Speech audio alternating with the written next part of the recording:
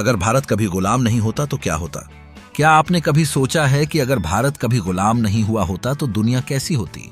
क्या हमारा देश आज की तुलना में ज्यादा ताकतवर होता? क्या हमारी अर्थव्यवस्था अमेरिका से भी आगे होती? आज हम इसी सवाल का जवाब ढूंढने की कोशिश करेंगे। 18वीं सदी की शुरुआत में भारत दुनिया की सबसे बड़ी अर्थव्यवस्थाओं में से एक था। हमारा देश वैश्विक जीडीपी का लगभग 25% योगदान देता था। धन, सोना, मसाले और वस्त्रों का व्यापार दुनिया भर में होता था। लेकिन फिर ब्रिटिश ईस्ट इंडिया कंपनी आई और धीरे धीरे भारत को अपने कब्जे में ले लिया। उन्होंने हमारे संसाधनों का शोषण किया, हमारी अर्थव्यवस्था को कमजोर किया और हमें औद्योगिक विकास से दूर रखा।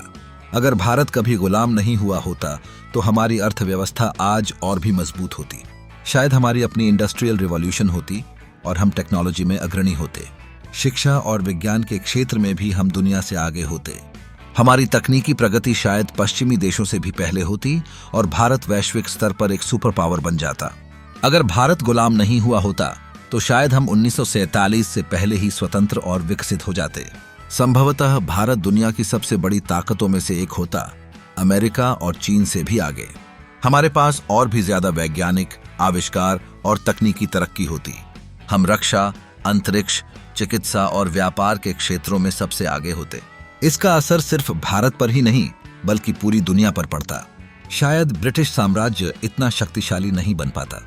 हो सकता है कि दुनिया के अन्य देशों को भी गुलामी से बचने की प्रेरणा मिलती।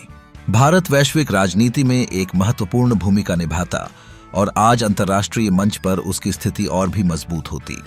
इतिहास को बदला नहीं जा सकता, लेकिन हम उससे सीख जरूर सकते हैं।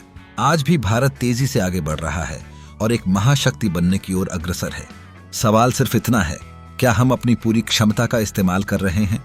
हमें अपनी संस्कृति, वैज्ञानिक सोच और आर्थिक ताकत को पहचानकर भविष्य में दुनिया की अगुवाई करने के लिए तैयार रहना होगा।